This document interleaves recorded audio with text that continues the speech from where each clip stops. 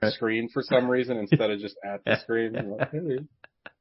All right, let's go. Gogs.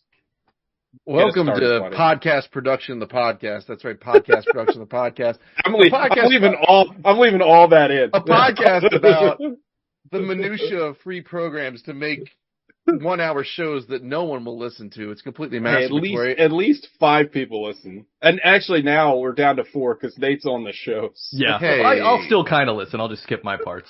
There we go. I'm sorry, run it back. It's Movie the Podcast. That's right, Movie the Podcast. We're back. We're black. We don't want any more bears. And we are joined again by Nasty Nate Regolia, and he is participating with his pick, Romeo X Juliet, the movie. No, it's Romeo plus Juliet. Not in my world, and they're crossed up. They are star-crossed, and they are verses. Oh, I just mean as far as the I know. logo. Font-wise, that's definitely a plus sign. Sean will be here soon. Alec is here now in the Atlantic Ocean. I think Sean's here now. It looks like he's here now. Hey, Sean. Oof, yes, barely. And guess what? You're going to get your own dedicated audio track, according to Nate, which is something I learned today for no reason. It's very like jumbled sounding. Yeah, you sound. Okay, let me take it off the Bluetooth. Oh, now it sounds fine. I don't know. Whatever you. It sounds very quiet to me. Anyway, I'm in the car. It's just the service from here. It's all good. All right, so everybody's here now. We're all Nate, everyone that's going to be here. We're all here. Nate, welcome back. Thanks for stopping by again. Yeah, thanks for having me again. This is great. Yeah. It's nice to have a little continuity on my guesting. You bring an air of professionalism and intellectualism to the show because we're all just kind of vulgar savages. Sometimes listening to you speak, I feel like I have no command of the English language. I feel like I'm doesn't it suck? Like seriously, like doesn't it like just eat I mean, I've said this many, many times, but Nate's such a great guy. But like, it sucks because he's such a good guy. Because I kind of want to hate him because he's just good at everything. He's just a pleasant person to be around. And I'm like, fuck you. Like, why can't I be more like Nate? You know what I mean? He says everything way better than we say. Yeah. Don't make us feel bad about ourselves. Yeah, like. One thing I'm really bad at that I don't. One thing I'm really bad at that I admire about you, TJ, is the depth of knowledge that you hold on movies and the recall you can have on actors and things like that. Because so often I will just fucking go blank on things like that. Same with comics, honestly, because I'll listen to you guys talk about comics too, and I'm like, God, I wish I could like retain some of that shit, and I just can't do it. The trade-off for me is that I can't remember like anything important in actual life. Like, I can't remember, like, my mom's birthday, but, like, I can tell you... actual life is made up anyway, so who cares? You might as well like the fun stuff. Yeah, and it's also, like, is annoying, because, like, as much as I try not to be that guy where it's just, like, if somebody says something wrong about a movie, like, I have, like, remember when Homer Simpson was really mad, but he couldn't say what he knew about Bart? And his, like, face just got, like, that weird, like, if somebody says something like, oh, David Lynch directed fucking, Donnie Darko, I'll just sit there and be like, I will send Bart the money to get home, and then I will murder him. Yeah. So it sucks double for me, because I used to be, like, the books guy, and now you're here, and you're better at being the books guy, so I gotta be, like, the cars guy, and I don't really know shit about cars. Like, you know a lot about sports. Yeah, but all of us know a lot about sports. Like, that's not unique. I don't know. You're still the books guy though, because you've read a lot of stuff I haven't read, and I think you read more than I read now. Oh, you called him out. Now we know he's gay. We knew it now. The secret's been revealed. Shit. I listen to books. I mean, so do I. Also, can we throw that debate out the window? People are like, oh, you listened to it, you didn't read it. It's like, bitch, the information is in my brain. It's fine. Yeah. Like, I love audiobooks. I think as long as you're engaging your imagination with the story, it counts as reading, right? It's not like the difference between going on a diet and exercise and taking Ozempic. It's like, oh, I use this sense to absorb it rather than this sense. They're both pretty passive activities, to be honest. Yeah, exactly. I always get so annoyed by that. It's just like, well, you didn't read it. It's like, I have the ability to read it, but like, I can't read in the car. It's frowned upon. The police keep pulling me over. Sir, put down that absolute Batman trade. You're going to cause a car accident. Great series, by the way. All right. Anyway, let's get into what we watched this week. It's going to be a lively show because three of us watched at least one of the same movies. But I'll turn it over to Nate since he's the special guest. What did you watch this past week, Mr. Nate? I watched 5 things. Jesus Christ. Things. Well, you really hold me. Oh, Alex, like Gog said, Alec is floating in the ocean somewhere. But yeah, Nate, you were taking up the Alec torch, watching 5 things. My God. From the ocean? I've been on a tear lately. Yeah. I'm also from the ocean. That is my favorite King of the Hill bit. He's Laotian. You're from the ocean? I'm from the house. So one of the things I watched is Tabled, because we're going to talk about that. But one thing I watched was 1997's The Game with Michael Douglas. It's funny. I've never seen that movie. You got to watch this movie. This is like the 5th time I've watched it, and I love it every time I watch it.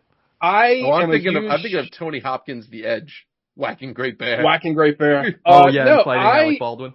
I mean, I used to be a huge David Fincher fan. I guess I still am, but I've just never gotten around to watching The Game. It's on the Plex. I literally we've talked about the Plex. We've talked about The Game on the show. It's been brought up several times. Did you hear The Game and then convert it to Surviving the Game and then to The Edge in your head? Is that where that went? No. I was just thinking about, like, I think I was more subject matter based. Like, they're out, like, it's like a hunting for sports situation, isn't it? Am I thinking of the right thing? I thought it was like a Saul type movie in a weird way, isn't it? Yeah. Let's ask Nate. He watched it. The Game or The Edge? The Game. I know what The Edge is about. Whacking Great Bear, Alec Baldwin. Yeah. Surviving the Game is like a man-hunting movie. Yeah. I've seen that. The Game was part of the GU. So The Game is, Michael Douglas is a rich asshole in San Francisco. The party was born to play. And he's about to turn like 40 or 45 or something, but it's like a big birthday because it's the same year that his dad was when his dad killed himself by throwing himself off the top of their mega mansion in Presidio or whatever. Let's go. He's a grumpy jerk, Michael Douglas, and then his brother, played by Sean Penn, shows up. His brother's like kind of a recovering alcoholic, drug addict guy who just gadabouts. He shows up and he's like, hey. The role he was born to play. The role he was born to play. It's actually it's one of Sean Penn's better roles too. I really like him in this movie. Sean Penn gives him this gift, which is just, it's a ticket to participate in a game put on by a company called CRS. And he's just like, hey, I did this before. It was the best thing I ever did in my life. I hope you enjoy it. Of course, Michael Douglas is like, whatever, I don't care about my brother or games or anything. So he tucks it away till one day he decides, fuck it, I'll go in. Goes through all these tests, whatever. It's like a day-long ordeal. And then they tell him, you're not accepted. You're not playing the game. And then stuff just starts to happen that gets weirder and weirder. So he's basically trying to unravel. It's ultimately a movie about movies. It's like about movie making. It's about being surrounded by people who might be acting a part or you might be in a conspiracy. You don't really know. I need to watch it. But it's great. It sounds right up my alley. It sounds like I would really very like cool. And it ends the ending's great. Remember, like, in kind of the earlier frontier days of the internet, they had those kind of, like, they're not like altered reality games or whatever, the AR thing, but it was kind of like that where, like, you were involved in some kind of, like, conspiracy and people were playing parts and shit like that. Does that ring a bell? Yeah, totally. Yeah. That was like a chat room game thing that used to happen. Yeah, I remember that. With the gotcha guns? Is that what we're talking about? Yes, we're talking about Gotcha and the Richard Grieco spin-off movie of the same name. So, The Game, that's Fincher right after Alien 3, right? That's pre-7, correct? It's 97, so it just depends. Was 7 in 98 or was 7? I think 7. I think it was like 95. Yeah, because I think 7 was either 97 or 98. 95. 95. Okay. Wait. So it's right after 7. Okay, it's post 7. Okay. For some reason I thought it was before, although. Yeah, I need to watch it. Yeah, it's great. I love it. I actually watched it 2 times because I watched part of it on Tubi and then got tired of the commercials and noticed it was on the Plex, so I kept watching it there. We're going to talk about streaming services with their fucking commercials in a little bit with the Table movie, but man, that is the worst shit. It's one thing with Tubi, because Tubi is free, but like Amazon now, you got commercials, and it's like, oh my god, and it's like 4 minutes of commercials, and it's like, okay, like, well, who asked for this? It's way more commercials than broadcast TV ever was, where it was like, well, you get like a minute. Don't pay for themselves, brother. And I'm paying for this shit. It's just like, it's so annoying. Anyway. It's part of the game. Does Triple H show up in the movie at all? No, sadly. David Fincher should release a new version that just has Triple H show up for no reason, just like post credits, spits water everywhere. Second thing I watched was 1957's Wild Strawberries, the Ingmar Bergman film. Oh, look at you. That was my first watch of that, but that movie rules. That was so good. Have you watched other Bergman films? Like Seventh Seal, I think. Oh, yeah. Why? What is this movie about? What is it? Wild Strawberries? Wild Strawberries. Does the title belie something interesting? It does, yeah. So the Wild Strawberries referenced are about how, like, a patch of wild strawberries is this sort of, like, lucky, beautiful moment in life that you can stop and, like, notice. Because, oh, hey, there's just, like, deliciousness presented to me by nature. The movie's about a guy who's in his, like, 70s. His wife is dead. He basically has no friends, but he's this beloved doctor and professor, and he's taking a road trip from like, I don't know, Stockholm or something to the town he grew up in, this smaller town, to get presented with this emeritus award and get to wear a top hat and tails and shit. But along the drive, he picks up some hitchhikers, and he keeps, like, having these sorts of dreams or visions or nightmares where he's forced to confront a particularly difficult moment in his life from the past and relive it. And it's really this, like, reflection of how do you come to peace with who you are at the end of your life? Yeah. Because it's kind of implied that, like, well, everybody thinks this is a great man because he's got a great title and he's got all this other stuff, but it's pretty clear that, like, no one's close to him and he kind of sucks. And so you kind of see how that unfolds. It's a little bit of, like, a Christmas Carol, but without the moralizing, because it's more just about the peace he finds, I guess, which is cool. It's a brilliant movie. It reminds me a little bit of the Kurosawa movie. What's that movie called? Like Koru, the one where the old man wants to build the hospital. I can't remember. I fucked up the name, but it's very similar in tone to that. I love Bergman.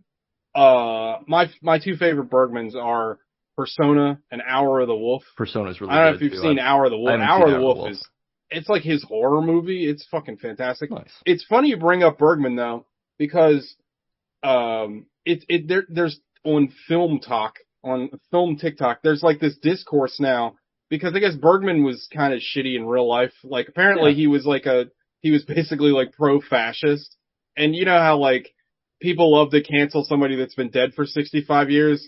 And it's just like, I don't care.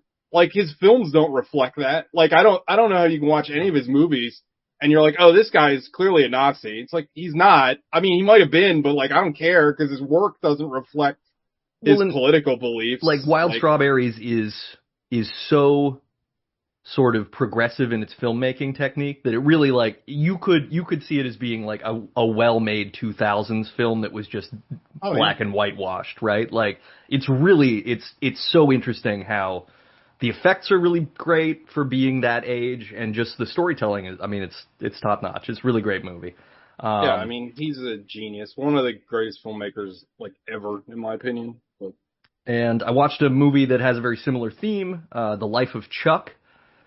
Oh, I put that on the Plex. I haven't watched it yet. I've heard a lot of good things. It's Mike Flanagan directed it, who does a lot of the Stephen King adaptations on Netflix. All he does. And all the, like, Bly Manor and all the other miniseries stuff. He's doing the, like a Dark Tower, yeah. Which I'm excited for, because I think if anybody could do it, he actually could, because he seems to get the material in a way that no one else does. The Life of Chuck is phenomenal. Like, I went into it thinking like, this might be schmaltzy because it's one of Stephen King's like softer novellas that isn't really, it's not a horror story. It's just I'm not familiar with the story. I don't even know that one. So it's told in 3 acts, but it's told in reverse order. So you start with Act 3, and Act 3 is basically that it's like the end times of climate change. Everything is going to shit. The internet's down all the time. Power's going out. Like, yeah, it's basically now. And it's a bunch of people confronting what's going on, and then they suddenly start seeing these weird billboards with Tom Hiddleston on them that say, you know, thanks Chuck, 39 great years on it, and the same advertisement is everywhere, and then eventually it starts popping up in stranger and stranger places. The second act kind of covers Tom Hiddleston's Chuck character in one particular afternoon when he like is walking to an accounting conference and hears like a street busker drumming, and he decides to dance. And the scenes, it's really cool. And then the third act is the longest one, technically Act 1, and it covers his childhood from like when his, you know, it's kind of classic King, where literally every bad thing that could happen to the kid happens in the first like 8 years, and how formative it is. But ultimately it's a movie about like recognizing that you have a limited amount of time to be alive, and that all the things that you do, regardless of how insignificant they may seem in the great scheme, are really, really meaningful and should be. And it moved me. It was like I legit cried. It was like because again, this is on the heels of Wild Strawberries, which is another movie about like, think about what you're doing and think about your life. So I was in this very contemplative mood watching the movie, but I need to watch some like Michael Haneke movies or something that's just like totally nihilistic and depressing, you know? Like, I mean, the next movie I watched after shit, you watched Stephen King adaptation, which it was kind of a bummer. I watched The Monkey. I hated it. You hated it. I hated it so much. Yeah. I think it's like it's a solid 5, because it's the kind of movie where I don't think I'll be thinking about it. Like I've been thinking about Life of Chuck since I watched it like 4 days ago. The Monkey I'm not really going to think about later. I do think I kind of get the vibe. It's like the whole thing is just like death has a sense of humor and it's cringe. That's like all the joke is. I mean, I think I said it on the show when I watched it, but like to me, it felt like a comedy written by somebody that's not funny. Like, and I am a diehard Osgood Perkins defender. Like, I love Longlegs. I know it's a divisive movie, but I loved it. I thought it was great. But like, and I've liked his other work.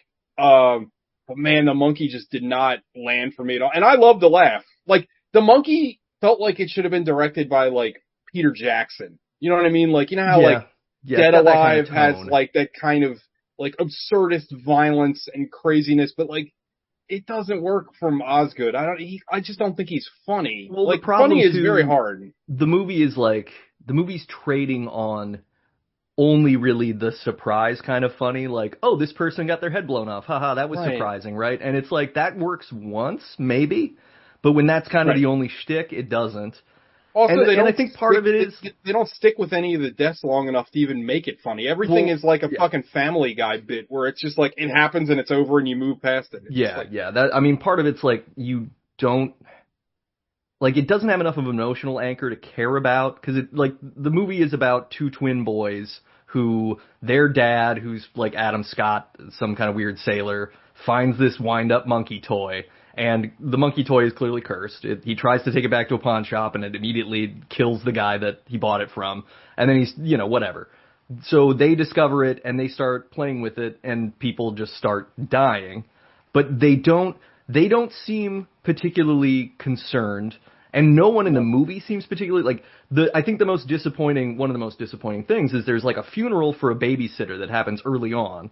And the preacher at the church is basically like the most checked out improv grade, like hippie kid version of a priest who's just like, well, yeah, death and stuff. But that's kind of and that's literally the dialogue. It's not that's half the characters in the movie though. Like fast forward to the brothers, like his boss who's younger than him wearing like an ill-fitting suit. And just vaping a bunch, yeah. And that's like the joke. It's like, oh, look how absurd this is. And I'm just like, yeah, it's not funny. No, I think the problem is it's like very cynical. It's like it's trying to be absurd, but it maybe reviles the content and also hates the people watching it. I don't know. I was almost in on the tone until, like, at the very, very end of the movie. One of the main characters gets killed by a bowling ball, and there's like this elaborate Rube Goldberg thing that happens, but the way that the movie is shot and edited together, you see two things happen, and then suddenly the head's gone. But you don't see where the cannon was, or, like, there's no continuity in the scene, so it just feels like they were like, oh, somebody's got to die, we got to Photoshop his head out, that's it. Like, it just felt lazy by the end. And so, I was sitting on like a 6 for it, and then I just dropped it to like a 4 because it was like I don't know. That was the last one though, other than the table movie. Yeah. So I will throw to Sean. You should have watched RoboCop. You needed something to pick up. I didn't watch anything besides the King of the Hill reboot. I understand what Nate didn't like about it. I enjoyed it mostly for nostalgia reasons. It still feels like it was written like an out-of-touch liberal writing about what he thinks good folk I think that's my problem with it, yeah. Does that make sense? Yeah, I think that's my problem. Like, and granted, I watched one episode. The other problem I had was, like, I don't understand how the timeline works, because the show went off the air in, like, 2009? Or 10? I think so, yeah. Like Bobby Hill was at least in freshman year of high school by then, because he did advance in age slightly over the course of the show. But he's supposed to be 21 in this reboot that's in 2025. And it's in 2025 because Dale Gribble was mayor because of COVID and running on an anti-mask campaign. So it's like, I don't understand how Bobby's 21. I mean, that's funny. That just what you just said. Well, that works. And the other thing that works really well is Bill Dauterive is full on Bart washing himself with a rag on a stick fat when they get back to Arlen, which was endearing. Like, that worked for me. But yeah, I didn't dig the, like, we're going to talk about how woke high school kids or college kids are and all this other stuff. It was just boring. But did they get Stephen Root back? Is everybody the same still doing the voices? I know Dale. Everybody that's alive. Yeah. But it's like your kind of libertarian uncle, like, kind of not exactly both siding it, because like it doesn't really talk about anything of like gravity, I guess. Like, it's kind of like still dealing with, like, kind of Nate's point. It might make sense more if it was set in like 2017, because it's still kind of dealing with like the identity politics world, and I feel like we're way past that.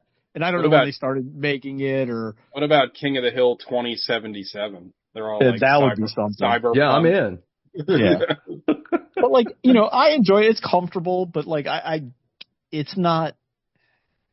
I don't know if I want to add commentary to it, because like the original series had, moments where it touched on social issues, but it also was on for 13 years, and that wasn't the thrust of most of the episodes. But it just feels like out of touch a bit.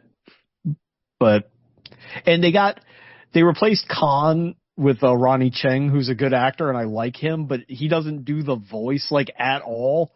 So it just sounds like Ronnie Cheng and not like, the Khan voice, which, whatever. Is Luann in it at all? No. I don't even think she's referenced in it. Yeah, they didn't reference her in the first episode at all, so. Yeah. That's weird. I mean, I know why she's not in it, because what's her name's dead, obviously, but it just seems weird to not. She was such a major character, in the beginning, in the first run. Yeah, and it's just like everybody's kind of in Arrested Development, like it's not the show, but the actual state of being.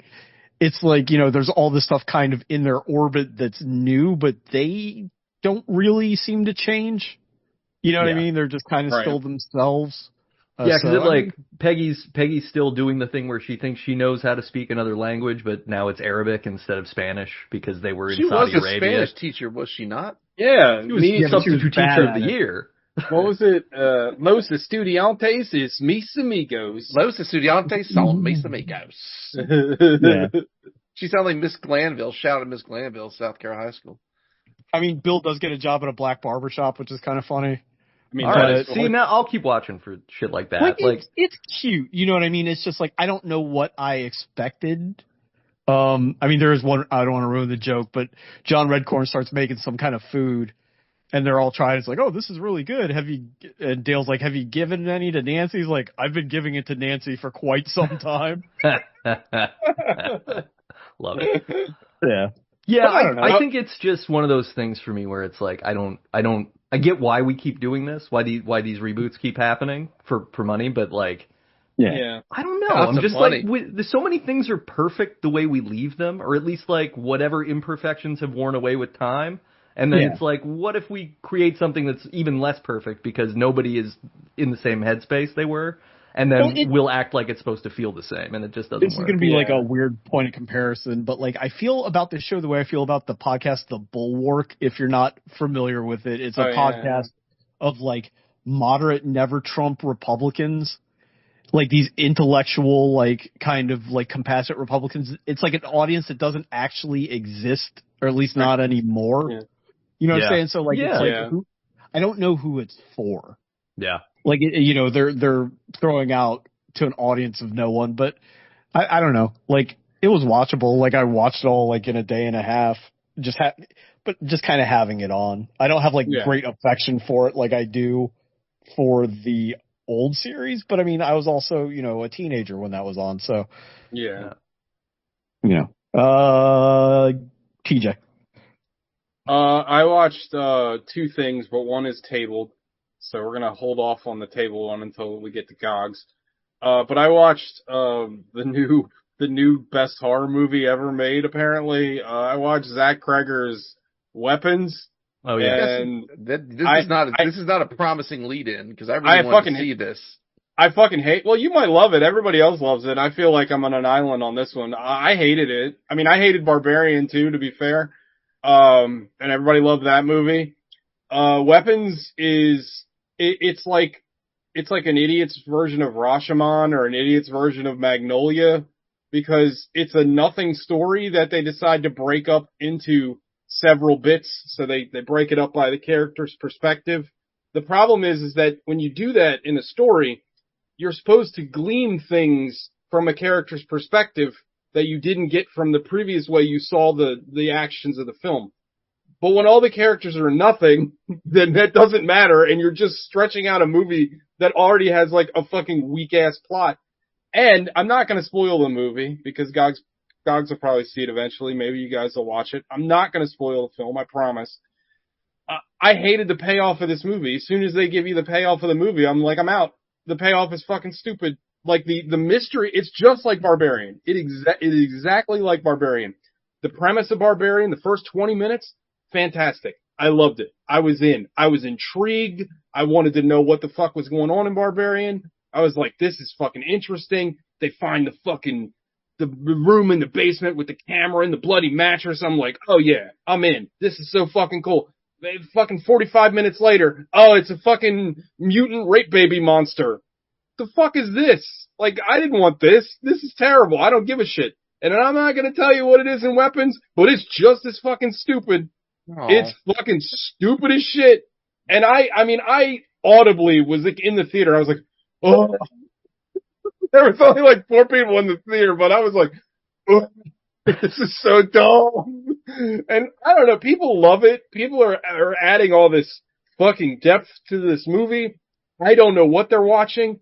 I feel like I'm a fucking alien this year when it comes to fucking horror movies, because everybody's like, oh, Sinners is the greatest horror movie in the last 20 years. Sinners is, at best, fine. I'm sorry. It is fine. It is not great. Then this comes out, and they're like, man, I thought Sinners was good. This is even better than Sinners. They're terrible. Like, I'm sorry. Like, watch more movies. Jesus fucking Christ. I hated Weapons. It's trash. I can't wait for Zach Cregger to come out and make his terrible version of Resident Evil, because that's his next movie. I'd love to spoil it once everybody watches it so we can talk more about it in depth. I think that the movie, like, Zach Cregger I'll give him this. I will give him a little tiny bit of credit. The movie looks great. He has a very interesting visual style that I would be into. But man, the plots of these fucking movies, like, when you realize, again, when you all eventually watch this, you think about what I said. When they reveal who the fucking bad guy is and why the kids ran away, you're going to be like, that's the dumbest shit I've ever fucking heard. Also, so if you didn't know, from the premise, I'm almost done. I'm sorry. I really hated this fucking movie, if you couldn't tell. So the premise of this movie, and this takes place in current day, this place takes now. So there's a small town, and 17 kids from a classroom just in the like early in the morning, at 2:17 in the morning, they all just fucking Naruto run somewhere, and nobody can find them. But they have ring cam footage of them running away. So you're telling me only the parents with the fucking ring cams have the fucking kids running down the street. You're not telling me that all the other fucking neighbors in this suburban neighborhood don't have fucking ring cameras. They can't tell where they're going. Also, spoiler alerts, these kids don't run to fucking Tokyo. They run right down the fucking street. How the fuck did they not find these kids? They ran down the street. They didn't run like to another state. Like, give me a fucking break. It's so stupid. This shit, honestly, just one rewrite would make that plot point so easy to fix. Okay, this movie takes place in 1970, so nobody has cell phones, nobody has fucking GPS, nobody has fucking ring cams, but no, this takes place in fucking 2025. Why the fuck? It's so fucking stupid. And at one point, the fucking Josh Brolin, he's like, hey, he goes to the cop, and the cop's like, he's like, hey, I didn't hear anything about those dog reports. Didn't the dogs pick up anything? And the cop's like, yeah, the dog cops don't report to you. That's a great fucking question. How the fuck could the dogs find them? They ran fucking 20 feet down the street. It's so fucking stupid. It's so fucking, I hate this movie. And fuck everybody who likes it. If you like this movie, you're a fucking asshole. That's it. I'm done. Wow. I really did not care for the movie. And just the fact that everyone loves it so fucking much irritates the shit out of me because it's so bad. It's so fucking bad. Wow. I do like that chick from, what's her name? The chick that played Silver Surfer, and she was in Ozarks, Jessica Carpenter? Julia Gardner? Julia Gardner. Jessica, who is that? That's from Dexter. She's really good. She's good in the movie. I like her a lot. I hope she gets in more things, because I think she's squandered in this film. Also, the guy that plays Wong is, like, man, I generally like that guy a lot, but he plays like the woke principal, and it's really annoying the way his characters are written. It's just like, okay. Woke principal. I think he uses the term microaggression, and I like wanted to walk out of the theater. I was like, no one talks like this. Like, get the fuck out of here. I'm all right. Macroaggressions. Yeah, me too. Gogs, go ahead. Sorry. Go see Weapons and then kill yourself afterwards. Yeah, so I watched. Put that on the poster. I watched 3 things, one of which is Tabled. 3 things. Yeah, so I watched Weapons. I loved it. Did you really? No, I would love you. I need to. You might like it. To be fair, again, I am in the vast minority on this one. Like, everyone loves this movie. I could be wrong. I will always say this, and I just like what I like. And you know what I mean? Like, everybody might love it. I don't know. I can't get my head around, if I don't gel with the premise, it ruins the movie.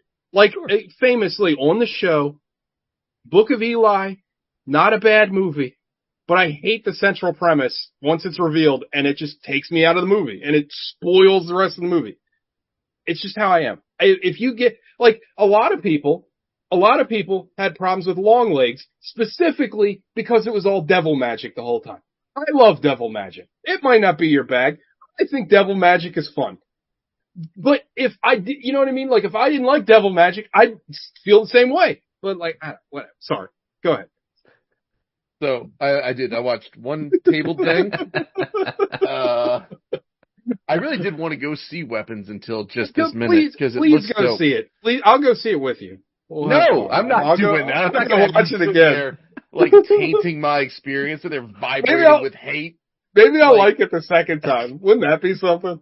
That would be wild. We would figure out whose aura is superior here, whether it's Gogs's love everything aura or TJ's hate everything aura. Which one wins? Maybe the one you saw was missing like a reel, and you just don't. You have like 15 minutes of missing content to explain everything. Also, Gogs, you don't really love everything anymore. You've softened on that stand. Yeah, that's true. Or I just keep it to myself. My passionate love for everything. But I did watch a movie that I loved. I watched 2 things. I watched one movie that we're going to talk about, which I did not particularly care for. And I watched, I'd never seen it before, and it kept ending up in my algorithm, like scenes from this film. And I was like, I need to, and I just watched Jaws 2, which sucked. So I watched, I had a freaking weekend, and I watched William Friedkin's Sorcerer. Oh, yeah. Oh my God, what a good movie. That movie kicks an unmitigated pile of ass. Good. That movie rules. Like, talk about, like, just a cool, dark premise. Talk about a vibe. Like what a, like, very dark, like, very just, like, nihilistic, like, just, I don't know, man. It is super cool. And, like, the thing that kept showing up on my feed was that scene on the bridge. Yeah, it's a psychological horror movie about driving dynamite around, and with, like, an impossibly vibes-filled soundtrack. The soundtrack, first of all, all, you're right. Thank you. Yeah, the Tangerine Dream soundtrack is just amazing, right? Like, and then the premise is nuts. And it's like these four guys, for those of you, if you haven't seen Sorcerer, fucking watch Sorcerer starring starring Brody, Roy Schneider. Like, it is, like, so it's about these four men who are, like, basically, like, they've all fucked up in some way, shape, or form. And I'm not talking about little fuck ups. Like, we have four dudes. Well, I guess the one dude, you really never know how he fucked up. But, like, the three guys, how you know when they fucked up in big, big ways. And they find themselves basically at the end of their rope in this village in, I don't know if it's in Mexico or if it's in, I'm not sure where it is in Central or South America.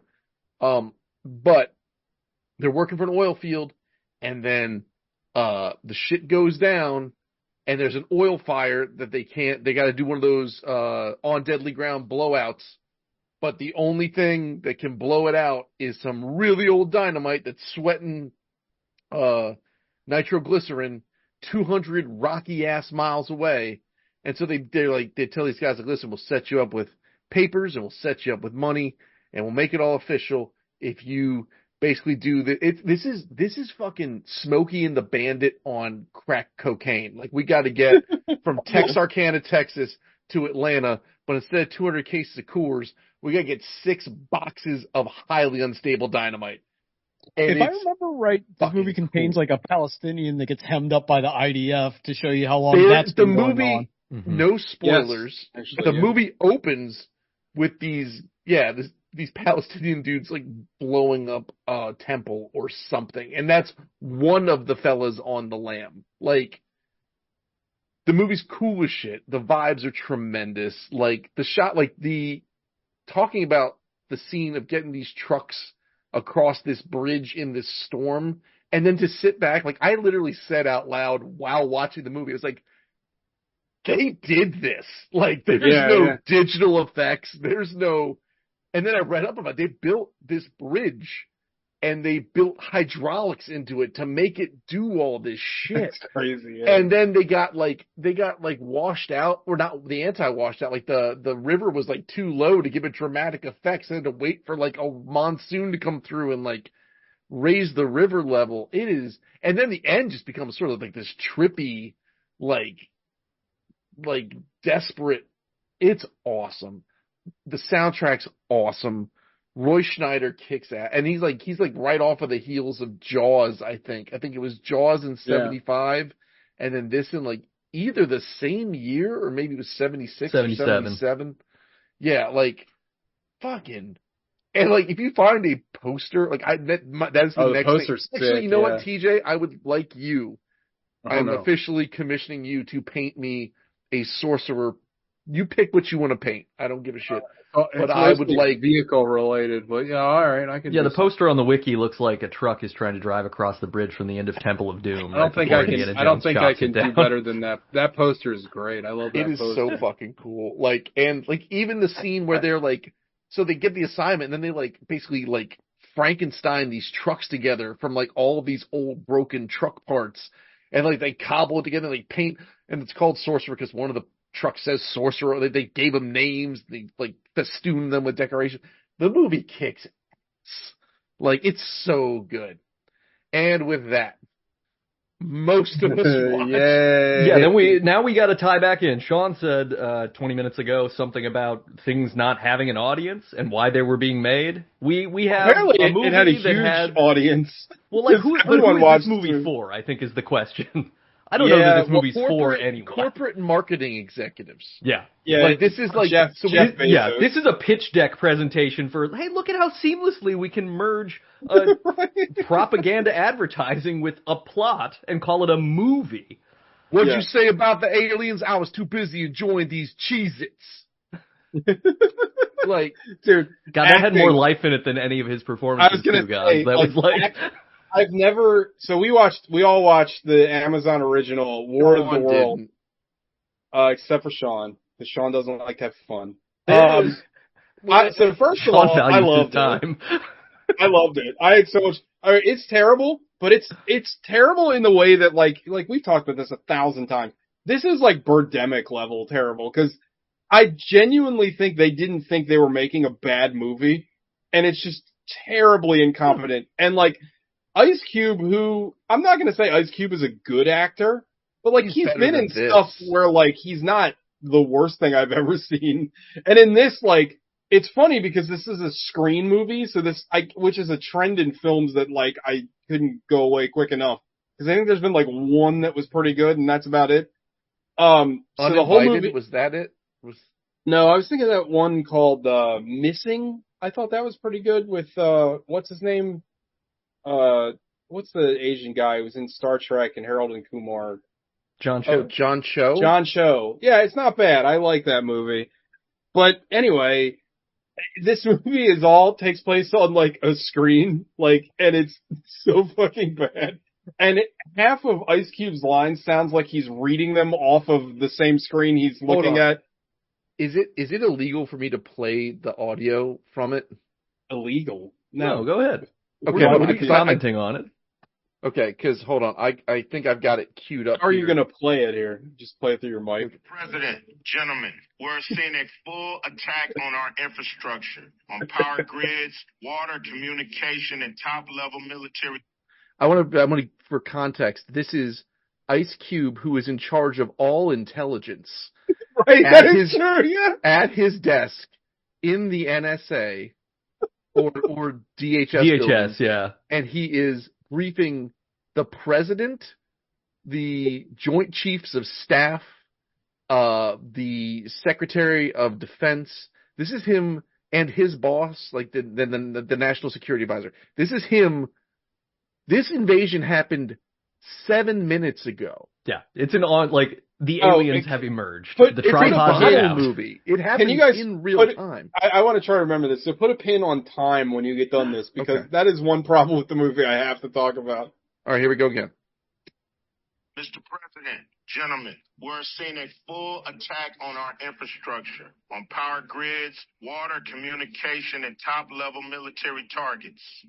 They knew exactly where they were going, and they are systematically eliminating resources and our ability to coordinate a response. Here, let me show you. Here, let me show you. We need you to sound more natural, Cube. Here, let me sound like he has something in his mouth when he's speaking. You know what's crazy? Ice Cube has never said half of those words prior. If they fed like an AI Ice Cube's voice, it would sound more natural than that. Hold on. We gotta get to here. We go. Oh wait, hold on. Pardon me, I went the wrong way. Here, let me show you.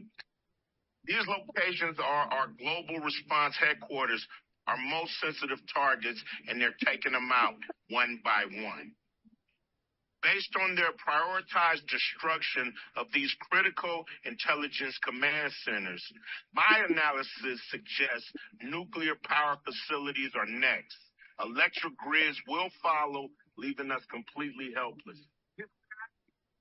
Do you think there are no takes in this? Do you think he recorded this all at home and sent it in, and they're like, "This is what we have"? So this is a lost COVID movie that was made during lockdown that they decided to dust off, I guess, before they lose the rights or some such, but he has all of the emotive range of like a Pizza Hut training video, like explaining about how to like upsell the guests on a stuffed crust. Like my favorite part too is like when anything terrible happens, like he's, it's Screen Movie again. He never leaves his office. So like, his daughter's dying and he's just like, oh, hold on, oh, and then he's just kind of doing that. It's like his daughter's having an alien-induced abortion in the back of a Tesla, and he's like, oh no. God, yeah. Or like his son gets fucking nuked. His son gets death rayed. But he's fine then. But he's fine because of green screen. But his son gets death rayed, and his response was, damn. Yeah, he does the same. Oh no, when like his best friend lady who was doing the ice raid at the beginning of the movie, like. Everybody else is just as bad. I mean, everybody's not as bad as Cube is, but everybody is just as bad. Like Clark Gregg and Eva Longoria are in it, and they're doing the same. Like, I guess I'm just gonna read these. Like, dude, her sweaty ass was out there, like just. First of all, she has the thirstiest picture on Teams. Yeah. For those of you in corporate America who revile the sound of a Teams call, fucking trigger warning, right? Like this movie is all Teams and Zoom, and like she's got this picture. So here, timeline wise, right? Timeline wise, this stuff happens, right? Yeah. And then Ava Longoria, there's no like. Maybe we need to set up a perimeter. Maybe her ass just takes an Uber to a crash site and she just starts fingering a meteor live on Teams while streaming to the one guy who's in charge of looking at all cameras. Well, she's in charge of NOAA and NASA. Well, she wears a lot of hats, but not well.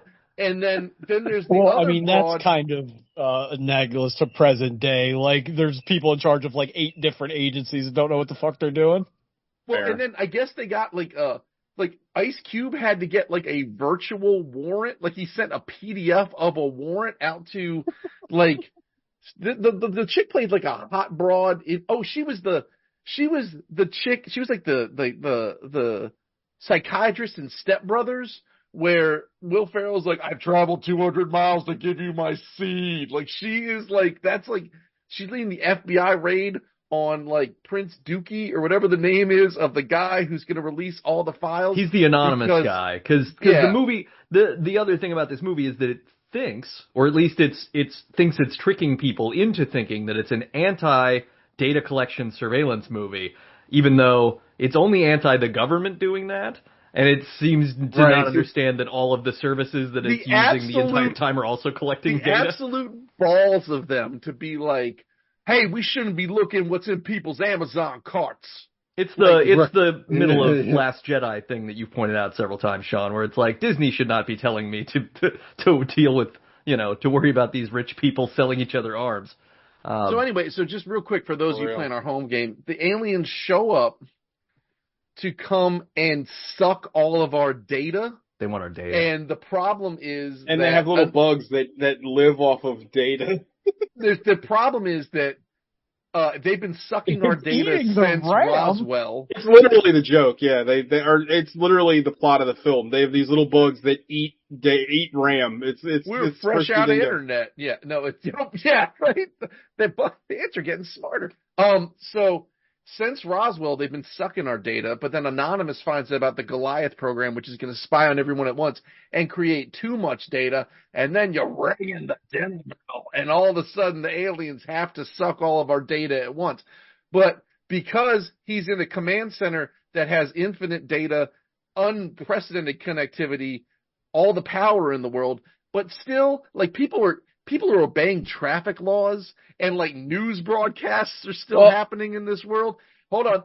He decides that his daughter, who is a doctor who does gene things, who is impregnated by an Amazon driver, because the bio aliens are made of both computers and blood, that maybe we can upload a blood virus into code And to do that, his hacker son will give the code to the daughter, and then the daughter will turn the code for the virus into blood, and then we'll put that on a thumb drive, and then we're going to Amazon airship that via drone into the center of the DHS complex. Yeah. Yep. This movie sucks on ice. Like, does this movie take place over the course of like a day or months? It takes place over the course of like an hour and a half. An hour? Yeah. I think it's in the actual real time. They're able to mobilize all armed forces in the world in like 5 seconds. And then all nations in CNN's like in an unprecedented show of unity and power. Everyone's attacking at once.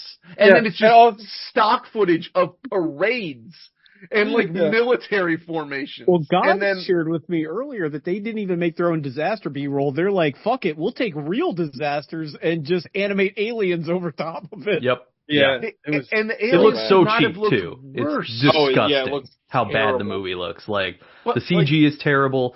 It's also like so much of this movie hinges on It's in love with a surveillance state because it gamifies it and makes it seem cute. So Ice Cube spends the first 20 minutes of the movie like basically bringing up anybody on Google Maps in real time and just clicking on them, and he can listen to exactly what they're saying while they're talking. Yeah. And he's doing that to spy on everybody in his family too, which I get. Like, they're trying to establish a story where this guy is so used to watching and listening to people that doesn't actually engage with them. And so we're supposed to emotionally bond with the fact that, he doesn't know his son at all because his son is the leader of Anonymous. Yeah. And he somehow has never figured out, with all of his fucking NSA and DHS shit, that his son is anonymous, which just, that begs belief right there. But he also is, he doesn't like his soon-to-be son-in-law, the baby daddy, and like, it's just all, everything here is so flat and baby cliche. Daddy into an official NSA computer. Yes. Like, that's the tag. At one point in the movie, this is probably my favorite plot point of the whole film, to get the blood virus into the aliens, he needs to upload it to a thumb drive, but he doesn't have a thumb drive.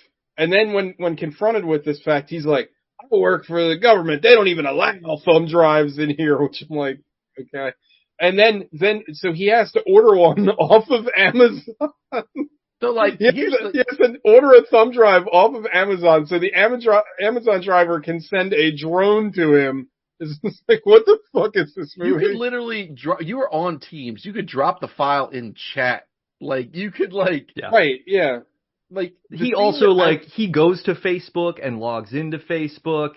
There's like a thing where the only thing that he remembers of his now dead wife is all of the Facebook stuff, and when the aliens eat his Facebook data, we're supposed to feel sad because he's lost his entire past.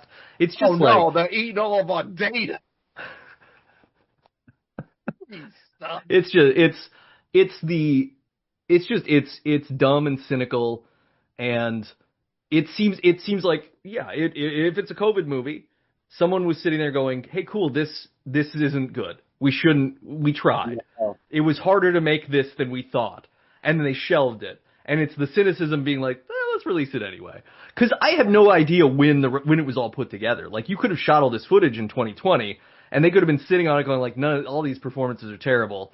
Because the way that all the screens are set up looks so fake, because everything is this flat, glossy, high-def thing. So it doesn't even look like you're looking at a computer screen. No. Like, they didn't bother with that level of verisimilitude to make you feel like, oh, maybe I'm kind of watching. And and literally everything's just an unpulled thread. This is another one of those projects. I feel like I'm going to bring this up till the end of time every time one of these things pops. But how bad was the Batgirl movie?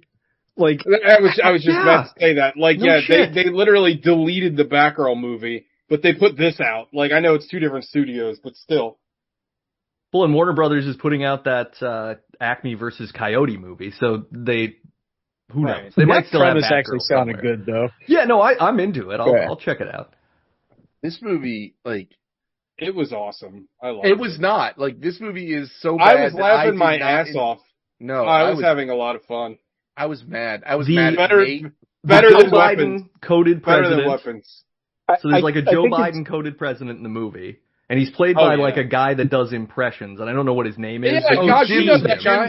Jim Mesmerkin, something like that. Yeah, that is who that was. You've seen him because he used to do impressions really in the 90s, and now he's kind of on Reels and TikTok and shit doing the same thing. He does good impressions. He has 3 lines, and one of his lines is to literally say the title of the movie in the line. Because he says, I see no other option but to start this war of the worlds to save us all.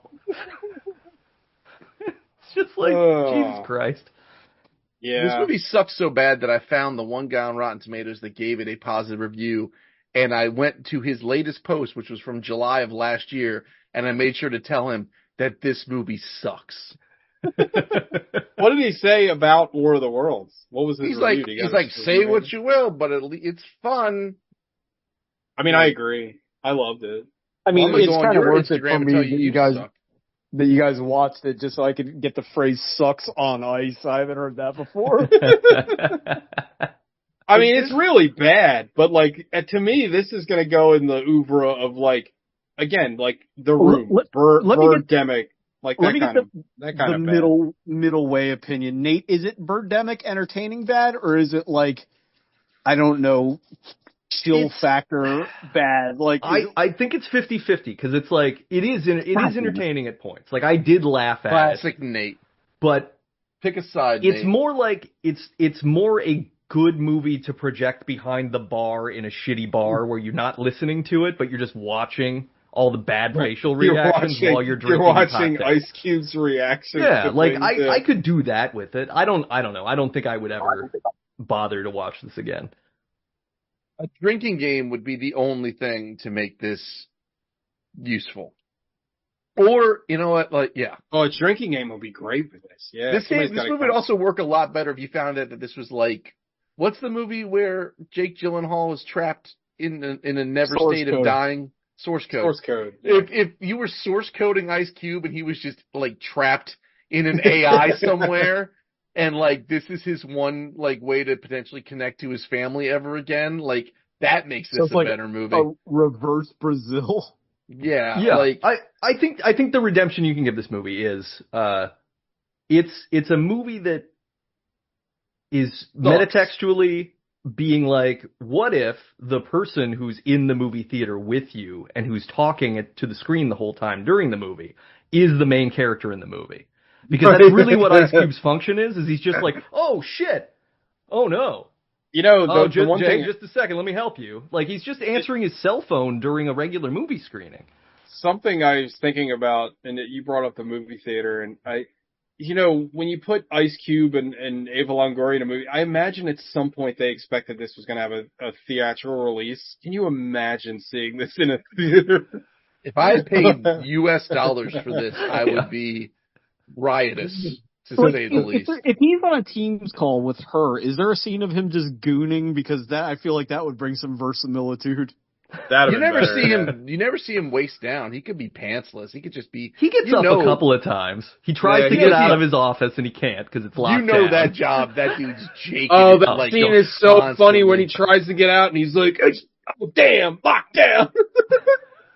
Oh come on, this movie rocks. It's so good. Movie, like I like it the more I think about it. There's a scene that happens where there's two scenes that happen.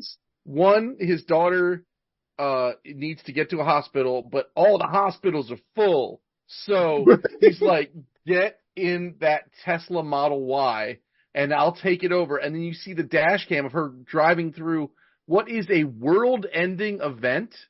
And it's not wall-to-wall traffic. It's not cars. It's just driving down the street. Yeah. It's just driving down the street.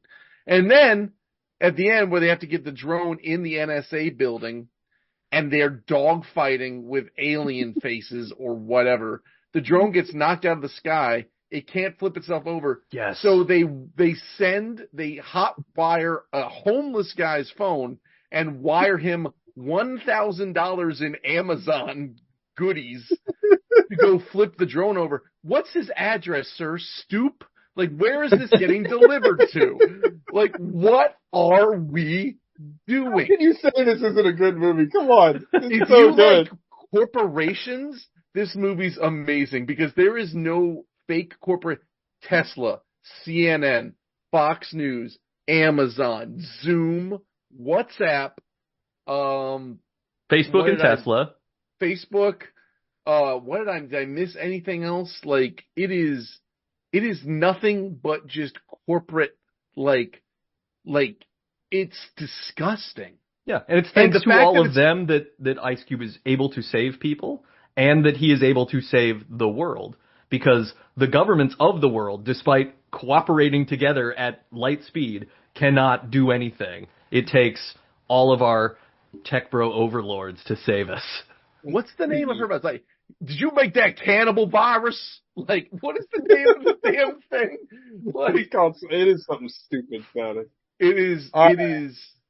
We probably should get. We've gone an hour. We haven't talked about. We don't have to talk about Romeo and Juliet. It's fine. It's a 7. I want to keep talking about War of the Worlds. like this movie's an affront to God.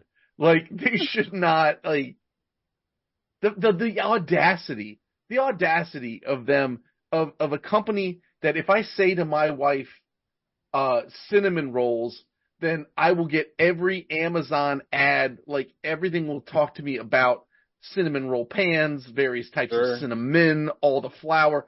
Like, the fact that it's trying to rail against some sort of like police state or what's the word I'm looking for here? Like spy state. Just Big Brother surveillance state thing. Yeah, surveillance state. Mm-hmm. The fact that was like the tact they were trying to go for, it's like, get the absolute fuck out of here. Like, well, because at the end, Ice Cube joins his son to be anonymous together. Yeah. And he's very anonymous. Like, he's well known. They know exactly who he's extremely well known, and he goes to the president and other people who are still alive. I'm gonna be watching you. Yeah, he's like, I'm tired of watching everybody else. I'm gonna be watching you from now on. The government was in on the aliens, and they wanted to, like, I don't even remember. Well, one guy in the government was on the aliens was kind of the thing. There's like one bad guy who. It's what's his name from the MCU. It's Clark Gregg. Clark Gregg. Mm-hmm. Yeah. But anyway, you may remember him from other films such as Choke. He was in that. But anywho, that's War of the Worlds, a movie that apparently is in what's it when you don't need to have licensing anymore? Public domain. So that's probably why they made it too. Oh, well, yeah, the book is over 100 years old. So yeah, I think so. We should make it. Isn't it anything over 75 years is in public domain, something like that? Yeah, as long as they're not renewed. It's a thing, but yeah, most of the time stuff is falling off, and War of the Worlds has. So, yeah. Shout out to the original, though. War of the Worlds, like the H.G. Wells story, fucking dope. Like, real good. Never read it. I've heard the Orson Welles radio drama, which is cool. Yeah, but this sucked. So, I loved it. I don't care what you say. I thought it was one of the most fun movie experiences I've had this year. You know, give me absolute trash as opposed to this fucking weapons. You know, at least this movie was just so fucking bad from the jump. It never gave me hope that it was going to be like a well thought out film. Just lowest brow all the way is what we're going for. If you're gonna be bad, be like incredibly bad. This is incredibly bad. It's really good at being bad. I think that's a success point for it. It's so bad that you're like, how did anybody again, like somebody said earlier, like, how did you watch this and go, yeah, this is fine. We're going to put this out. And this is the number 3 movie on Amazon right now. At least it was when I watched it yesterday. So it's got a lot of traction for all the wrong reasons. It's getting a lot of buzz because the whole reason we all watched it. It's getting clipped to death on TikTok, meme-ified, and now it's like, you know, it's going to be fucking Morbius. What if they do a theatrical run? Because it's like kind of like they did with Morbius. You know what? If they released it in theaters, I would go. I think we have to go, right? I think we have to go. Yeah. Oh, absolutely. Yeah. Everyone has to dress up like an Amazon package. Like, everyone's going to bring their drones. Everyone's going to throw their thumb drives. Yeah. Dude, I don't even have a thumb drive.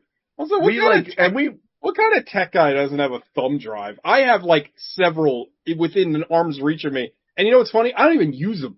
But I have them. I don't know why I have them. Because you can send files over the internet faster. Like, That is true. like if I need something, I email it to myself. I'm like, that'll work. And I want to kind of explain how we watched this. I watched this because I thought Nate had watched this. Fair. And then when I found out that Nate hadn't watched this, I got very angry. So then Nate watched it to help bear the burden. And then TJ jumped in. I watched it because it just sounded amazing. And like I said, I'm glad I did. I loved it. I had a great time. It's going to be in my top 10 this year. Just Oscar bait. Dude, it's, oh God, what a treat. I mean, I literally was laughing the whole time. Like it was like, where's the floor on this thing? Like it kept getting worse and worse. And I don't know. I loved it. I thought it was great. And no one dies. Spoiler alert. Like, yeah, it's a War of the Worlds movie with no stakes. Well, the thing is, there's only those like 8 people in the whole movie. Like no one else is in the movie. So other than the stock footage of people maybe walking from 30 years ago, there isn't anything. But like, I mean, I've seen YouTube fan films that had better production value than this. Also, can somebody look up the budget? I'm dying. If this was over like $600, I just don't know. Like, what the fuck? Well, I mean, they had to do a lot of shipping to make this happen. So. Yeah, sure. All right, let's get into Romeo v. Juliet, Dawn of Romance. So you like that one? You like that one? That was good. That was solid. I like that. Yeah. Thank you. All right, so Romeo, Juliet, star-crossed lovers in fair Verona. Movie opens with, some news lady talking about this fucking opening. How the Montagues and the Capulets ain't having it no more, never have been. And it's shot like a television show, like it's edited like a TV show. It's very weird. Before we get into like, I don't want a Monday morning quarterback William Shakespeare here, but watching this, it occurred to me for some reason that like the main characters they should switch their surnames because Juliet Capulet sucks. It's like being named Linda Bobinda. Like, I don't care for it. And Romeo Montague? You don't like Romeo Montague? That's fine. It doesn't rhyme. Juliet Capulet is awful.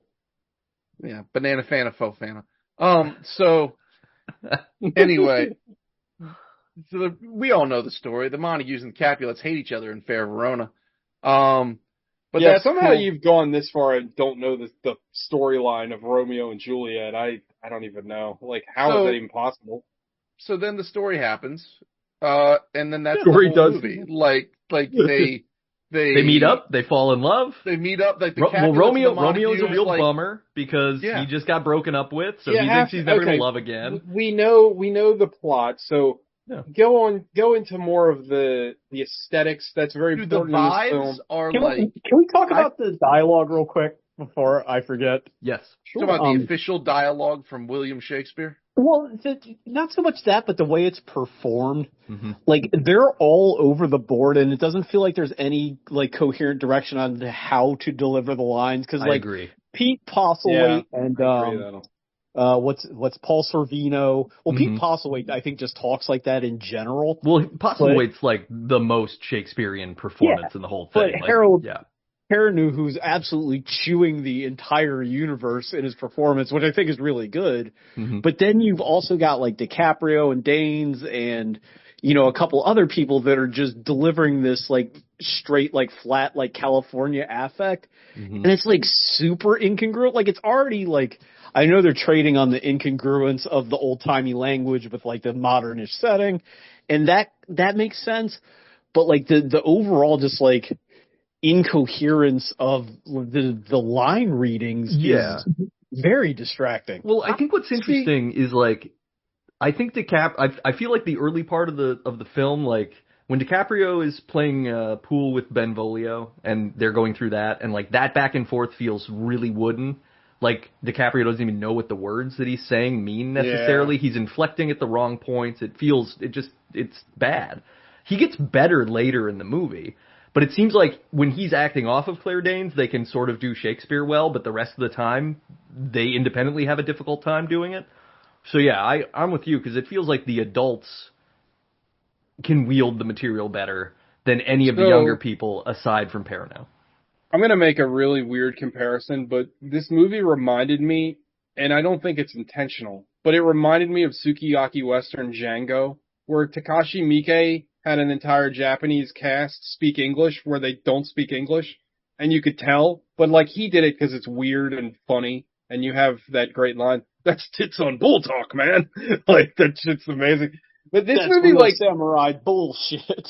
It like, I don't know if it worked, because it's like you guys said, like, it's like, when it's delivered well, it's delivered very well. But like, man, when it's off, it's like, it sticks out so hard, and it like takes me right out of the scene. Cause like, I'm not gonna sit here and tell you, I'm not a big Shakespeare guy, and I'm not like the most, well versed in his material. But I've seen more Shakespeare movies, like I've seen all the Kenneth Branagh stuff. Mm-hmm. Even when I don't quite gel with the language, a lot of times in a good version of one of his plays, like a movie version, the performances like carry me through what they're trying to say. If I don't quite understand, you know what I mean? Context gets you there. Yeah. And I feel like sometimes this movie does a great job with this, and then sometimes I'm just like lost. And I feel like the performances don't help me along with Did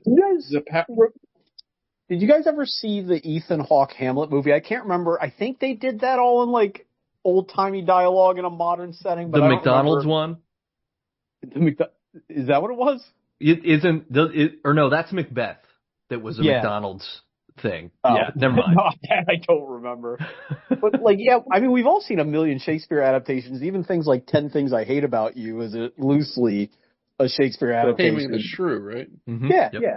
But it's just like, and Nate, I guess Nate said, or maybe TJ, it does seem like they get better as they go on. Like, this is like, I'll let TJ talk about his rule, I guess. But just it's an odd movie that it gets better later. Yeah. But like, you gotta sit through like a lot, and it's like The Fifth Element, and then there's like, it feels like a protracted deleted scene from The Birdcage. Yes. With her mother, and it's tough. TJ, you want to expound on your rule? Yeah, so if you listen to the show, or if this is your first time listening to the show, I have a rule. It's called the TJ rule. And that rule is very simple. It's, if a movie doesn't win me over in 20 minutes, that I should turn it off, because if a movie can't win you over in 20 minutes, it probably is going to suck. And I'm almost always correct on that.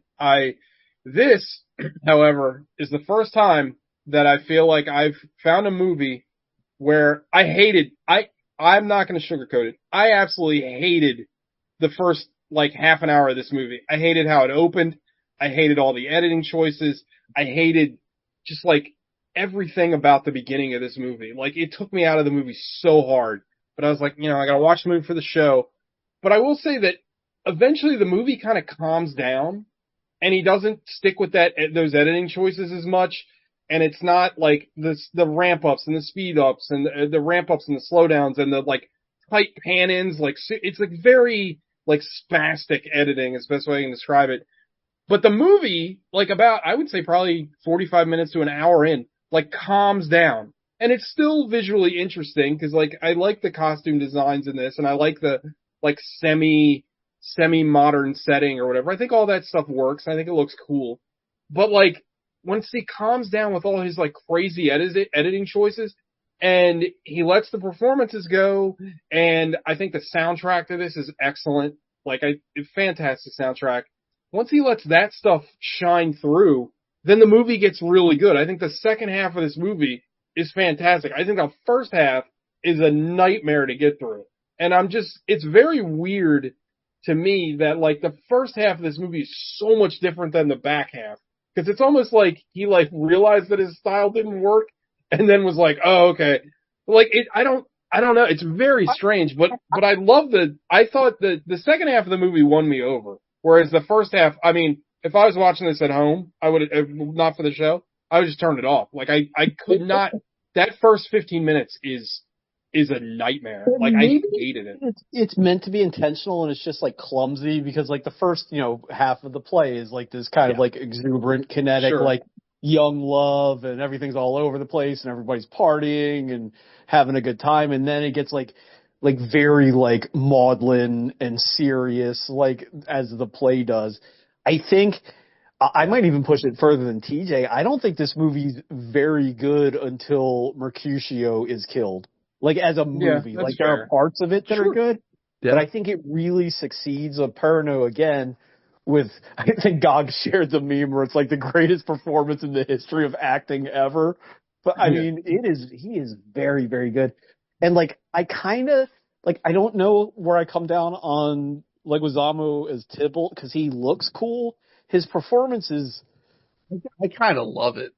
It's really hairy. It's like really arch, and like I don't know how to feel about it. I think I respond to the art direction on him and the design more than like the performance itself. But like, Perno's great, and then DiCaprio and where he's getting banished and like all that shit's really, really fucking good. But goddamn, that first like hour, I guess, like you just said, is a fucking slog. Well, I think you hit it too, because it is the play. I mean, that's part of the problem. Like, the play is a nothing burger for the first like 2 acts, because you're just like, okay, really, because like the most interesting part of the opening to me is the TV voiceover conceit, where we're going like, okay, cool, somebody's got to tell us, somebody's got to situate us, and it would have just been like a person would come out on stage and tell you all the prologue shit. And then we would go to the stuff that was happening. But the problem is the beginning of the play hinges, like, the "do you bite your thumb at me, sir" scene is played so much for comedy with this because of how, like, and Jamie Kennedy's terrible in this movie. Like, it's so, like, it's the worst foot to start on, is like, we're going to make these guys seem so irritating that you absolutely hate them. And you have no interest in learning more. They're bordering on splatterpunk performances. Like, I don't know. Yeah. Like, so, and I love that. I love that back and forth from the play, because it's such a funny, like, people trying to like flip each other off but not get in trouble for it. So cool, whatever. But it totally deflates the tone, and then it turns into this like Michael Mann action sequence that kind of doesn't make any sense. The one guy gets shot and is clearly fine later, but Tybalt like gets him in sights and hits him. And, well, it's one of the problems when you turn swords into guns. Like, it doesn't, you know what I mean? Yeah. Like, it's like, shout out to Final Fantasy VIII. But part of the problem is it's like you were saying, Sean. The play is like, okay, here's the world of common day. Romeo is a bummer at the beginning of the play, and all he's doing is talking about love like he's never going to find it again. And everybody else is just being a dipshit. And then we have to get situated with Juliet, and she's just like kept in the attic kind of situation. And so there isn't anything. And there isn't anything until they meet each other, and then it starts speeding up. But it takes a while, because then you got to go through this other, like, all the teen melodrama stuff that people talk about, like Shakespeare meant this to be a comedy through and through, because it's like, these guys, these are 14-year-old kids. They don't know what the fuck they're doing. Look at them act like they're in love. True. But imagine if you went to see this performed like as a play, and they're like, well, the first 2/3 of this play are kind of boring, so what we're going to do is we're going to turn the lights all on and off at random times and shake the stage around. And, you know what I'm saying? Like, it's like you can get there, I think, with the same art direction, with subtler editing, color change, color grading changes, like some soundtrack cues or whatever, but it's so like off the wall. Like, there's so much going on, visually with nothing going on plot-wise that it's like, it's hard to watch. It's like boring and like nauseating at the same time in parts. Nauseating is a great word. Yeah, that's totally. Exactly how I felt. Like, I felt like sick watching the beginning. And that's just like, that's just the Baz Luhrmann style of things. Like, I've recently enough watched Moulin Rouge and Simply Ballroom, which are the other 2 movies in this trilogy. That's the Red Curtain trilogy is what these 3 movies are, because they're all play coded, and he does the same, like, slam in to introduce somebody, and you have this, you're doing all these really weird, sickening camera movements that I think were like playful and edgy maybe at the time. They seemed more interesting, and now it just feels like, no, you're not doing anything with this. It's just happening. It's just a director's signature thing. I think the movie could have been more interesting if the first third was just like, 7-level, like, drenched in rain the whole time. So, and that would be on the nose, because Romeo's depressed and whatever, but at least, like, it would be a vibe that would then it could emerge into this weirder vibe later as stuff picks up, but it just kind of is all over. So for another comparison I'm going to make, because I do love out there like camera movements. Like it can work in the right context. Like I'll use Irreversible as a great example. Like the beginning of that movie is a chaotic mess, and Gaspar Noé actually built this this camera rig that would force the camera to go 360 degrees. And it's dizzy, and the soundtrack has that weird like B note through the whole thing where it sounds like you're gonna like watching the movie and listening to that soundtrack makes you feel like you're gonna vomit. But it's a tonal thing, right? Like that scene is disgusting. And the movie's about chaos and dance and movement, you know what I mean? So it's thematically congruent. Well, I was talking about Irreversible, but yeah. Sorry. Climax is very similar. Climax is another great example. Like I can get into that stuff if it gels, and I don't feel like his style gels with what he's trying to do in this movie. And again, maybe I'm wrong. Maybe I'm wrong because I'm not as familiar with, the play and all that. But like, to me, like the beginning of the movie is just like, I'm just like out of breath and I'm bored. I don't know how to describe it. Like it feels like a workout and I'm like, what is this? There's a scene that, and kind of tagging up on what Nate said about the mood. There's a driving scene in here that looks like he had just seen Lost Highway earlier that day before they shot it. Mm-hmm. Yeah. You could shoot the whole first, 2/3 of the movie in that tone and then, break into the color and then do something else. And it gets super chaotic. Like, I think that might work a little bit better.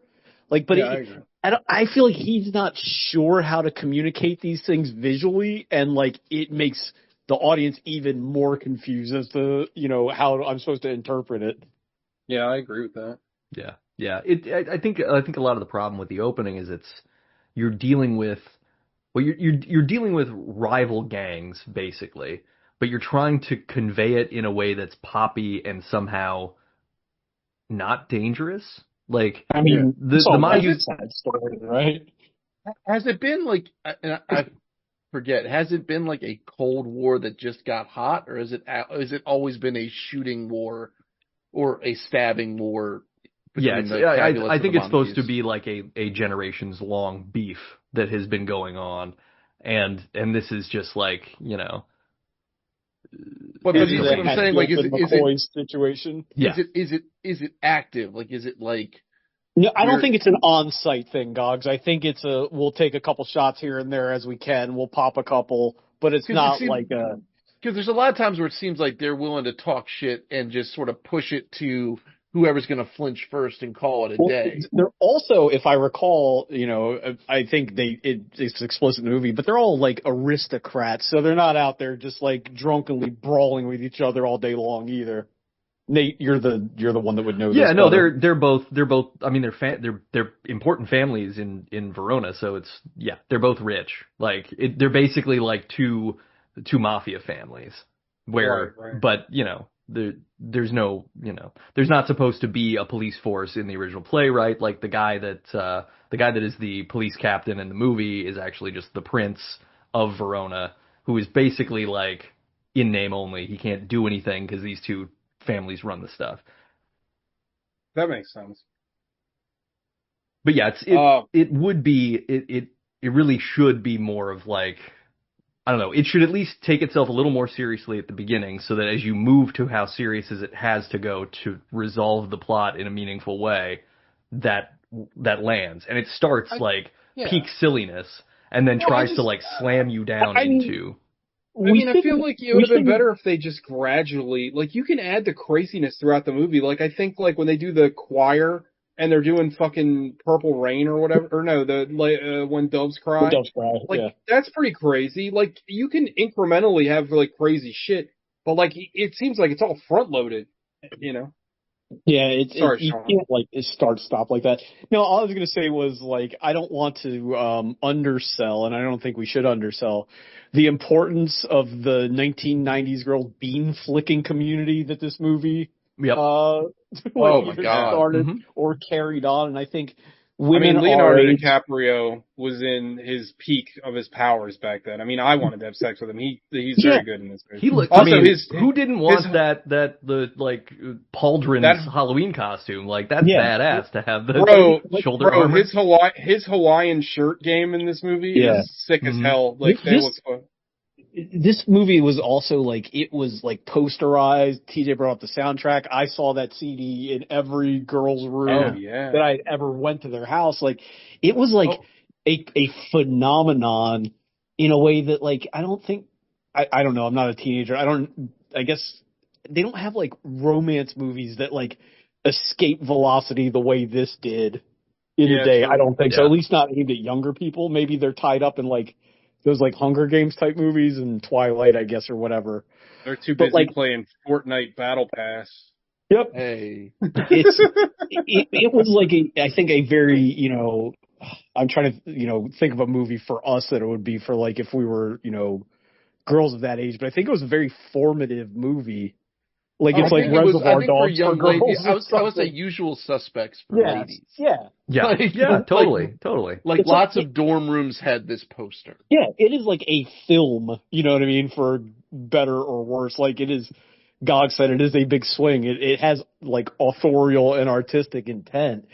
It's just like going 1,000 miles an hour just to slam into a wall and then expect me to be with you like on the ride to the hospital, I think is a big ask. Yeah. I wonder if, and I didn't look this up, so we'll just have to trust that this idea might be sound. I wonder if like Baz shoots those first 20 minutes of the movie and they're looking at dailies and the producer's like, bro, this is not Shakespeare. You got to dial this shit back. And he was like, okay, but I'm not cutting out what I started with because that's what I wanted to do. And maybe that's a lot of what happened. Because like you look at something like Moulin Rouge, right, where this doesn't go away in Moulin Rouge. Moulin Rouge stays pitched like wild music video nonsense the whole time. And it's consistent. And this, also after, like, this is like, I want to say this is probably, if this isn't his first movie, it's one of his early films. This is like the second movie, maybe? Second or third? Yes. I mean, like, by the time he gets to Moulin Rouge, he's established, so now he can kind of go hog wild and do whatever the fuck he wants. Alright, do we got anything else, or we want to get into 5 knuckle shuffles? This is going to be a hard one to score. I will be the first to say that. Yeah. I just wanted to just, like, when you guys were watching, like, I don't know why. Well, I know why I thought about Dick Tracy, just because of the very stark, bright colors and, like, whatever. Right? But it was also giving me, like, for some reason, like, Crow City of Angels. I could definitely see that. And sort of Southland Tales, because it's, like, this hyper-real, like, it's not dystopian, but it's, like, right on, like, the edge of dystopian kind of vibes. It's close to being a cyberpunk movie in ways. Yeah. Like they're like hanging out at like rundown carnivals and like there is like blight and decay everywhere. It does have. I think maybe when you said Southland Tales, it just made me think of them walking down the boardwalk, that kind of like, post-revolution beach town or something. Yeah. Like we won, now what? Like,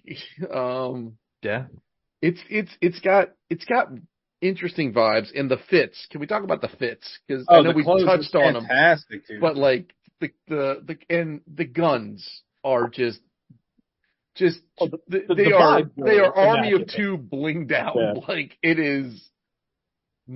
I want that Mercutio dagger 9mm. Like that thing is silly. Like, the Open magazine seems like a fucking nightmare logistically of, like, all the shit that can get stuck in it, but... Yeah, but it looks cool as hell, yeah. It looks cool as hell. I know TJ hates it, but I enjoyed the rapier and the sword and all that shit. I hated it less this time, but it really bothered me when I was younger, but yeah, it didn't bother me as much. Also, sorry. Fun to watch Emmett Walsh show up in this movie. Oh, yes. Also not really in any Shakespeare thing in his role. He's just like, I'm Emmett Walsh. He just showed up on the set. Poison. He's just playing the chief from Blade Runner. Yeah. But I did not mind I didn't mind Leguizamo's performance. I don't know. I think I have a soft spot for him that I wasn't aware of, but there's something about I was kind of like, this is fun. This is fine. Yeah. Also, shout out to Paul Rudd in a totally perfunctory performance. Yeah, Paul Rudd is just playing. Yeah. He's playing. No, he's playing. Did you guys watch Parks and Prince Rec? Valium? Oh. It's Valiant. If you watch, of course I did.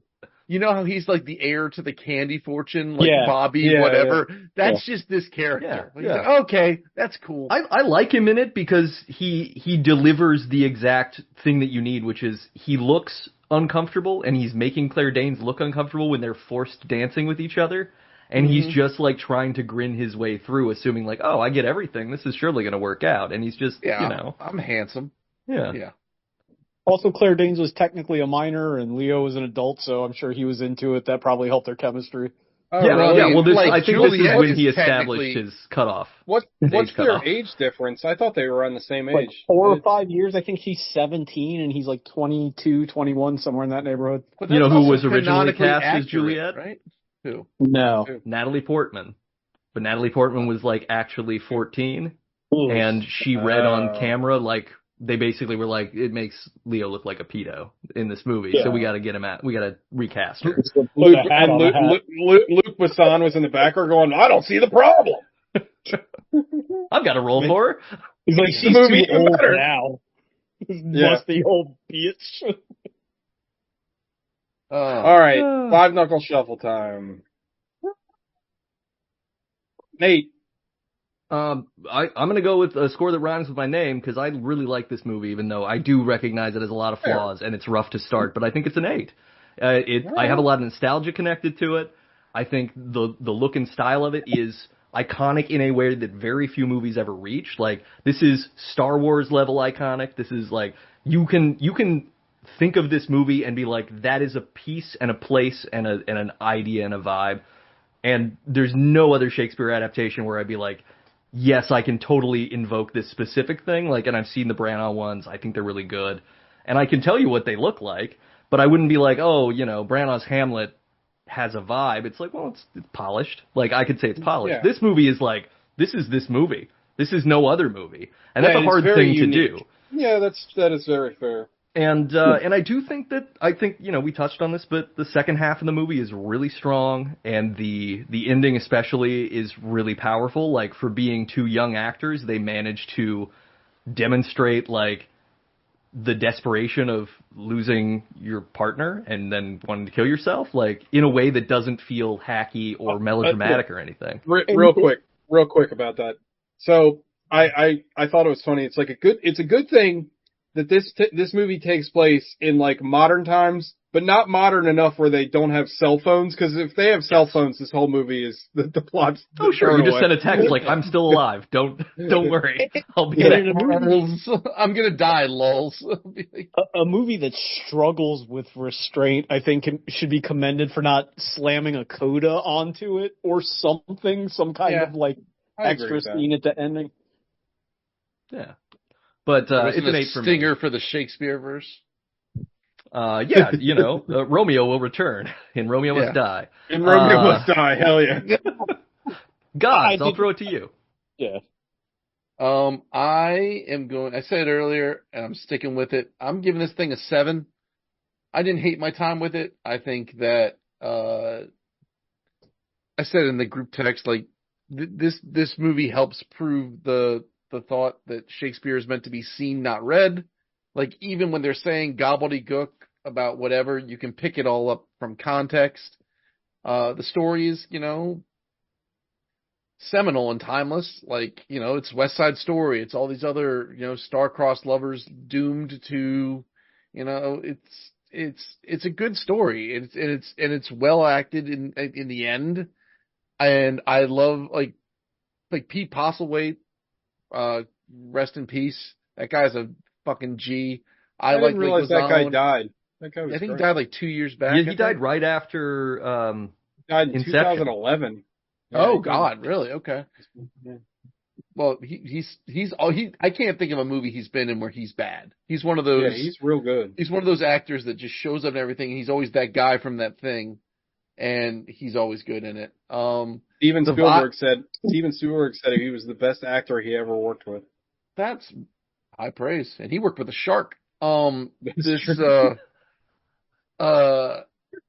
The movies, like, the vibes are wild. The guy who played Mercutio's insane.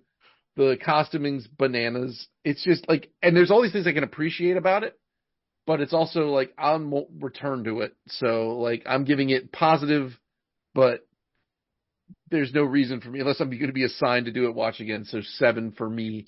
Dog, Sean. This is a 7 for me too, based almost fully on vibes. I mean, Nate said it's iconic. He's right, man. Like, you can picture that armor, that embrace that they have. Like, these guns and cars have stuck in my head forever to the point where I'll see a new design for an electric car and be like, oh, it's a Romeo and Juliet car. Like, there are a lot of things in this movie I flat out do not like, or I find, like, unwatchable, not compelling. But, like, they really do rally, like, and it is an artifact. You know what I mean? Like, it is something that will probably never happen again. It's weird that it happened in the first place. But, like, just the idea of, like, this major motion picture is, like, super experimental is interesting. Like, it's a very cool movie. It's just there's a lot of shit in it that doesn't work for me. If they tighten it up, I think this is like a reaches beyond cult classic into actual classic status, and maybe because we're not like the appropriate audience for this, I guess. Maybe my read on it's not good, or like I have too many hangups with it that a lot of people wouldn't. But just from a filmmaking perspective, it struggles a whole lot. In the first half, I know we're beating that point to death, but it's just like it's cool, man. It's vibes. Like, I can't be mad at it like that. So it's a 7. I don't think it could go any higher with all the issues that we've raised with it. TJ? It's a 6 for me, dog. I want to go 7 just to, be cool like everybody else. The first half, if the first half of this movie was different, it would be higher. That first half really took me out of the movie. But like I said, it does rally, and I don't think it's bad. But also, like, just on Front Street, this is just not a movie for me. This isn't the kind of stuff I'd ever sit down and watch. I do think, and I agree with everybody, that, like, this is a very unique film. It's very singular. It is very memorable. But it's just something that, like, I just don't care about. So it's hard for me to, like, get invested in it. And what holds it back even more, or what handicaps it even more, is that fucking beginning. Because I cannot tell you how much I hated that opening. Like, I've never hated it, but like that was like BVS levels of like the movie starts and I'm like, oh my god, like what the fuck is this? But ironically, if they kept that up, I don't know, it almost kind of would work because it's weird that they just hard cut and get rid of it completely. But I do think that like there's a lot of good in this movie, and it probably is a 7 if I really thought about it more, because there's great performances. I love the character, like I love the costume designs, I love the soundtrack, I love like the overall mood, I love the like kind of modern aesthetic. There's a movie I really like that's also based on a Shakespeare play called Titus. It's based off Titus Andronicus, and it's got Anthony Hopkins in it. Yep. And that movie is awesome. Now that movie isn't like, I don't even know how to describe like the visual aesthetic of that movie. It's like modern / like almost like post-apocalyptic like stage play. I love that movie though. I think that movie is incredible. But again, like I've talked about it on the show a million times. I like the another Shakespeare thing. I like that Ethan Coen Denzel Washington Macbeth with Macbeth. I thought that was great. I loved it. But again, like you give me like a cool visual aesthetic and I will walk with you down the road. I will take that in. But again, just things that hold me back. The opening, some of the incongruent performances, like, I don't think it's bad. Like, I can't tell you it's objectively bad, but it's just something that, like, I couldn't get fully invested in. So I'm going to give it a 6. But upon another rewatch, it probably could jump up to a 7 or an 8, to be honest. So who's got a pick? Who is getting a pick next week? I have a pick if nobody else does. Sean, go ahead. Oh, I wanted to do The Quick and the Dead. Nice. Ooh, That's a good choice. Leo's in there. Leonardo DiCaprio. Mm-hmm. Oh, I forgot he's in that He's movie. both quick and dead in the movie. I was gonna go with Pete Poswaith and go with The Usual Suspects, so we could feel uncomfortable and watch a what's his name movie, a Bryan Singer movie. Possibly, but we're gonna do The Quick and the Dead. I haven't seen that movie in years. I like that. Got Gene Hackman. That's directed by Sam Raimi. Sam Raimi, right? Mm-hmm. Yeah. The Oldsmobile is actually in the movie. Oh, no shit. Yeah. And, all right, everybody. You're welcome back if you want. Cool. Yeah. Hey, look, Nate. I'll try to watch it and I'll text y'all. We'll figure it out. If I can pop in again, I'll do it. Nate, thanks for stopping by. You're always welcome. Thank you for having me. Yeah, man. And everybody else, you know what to do. Eat your own ass. It is the giving season. So the most important person to give to is yourself. That's what Ayn Rand told me. In fair Verona. Yeah. A man is not entitled to the eat of his own ass.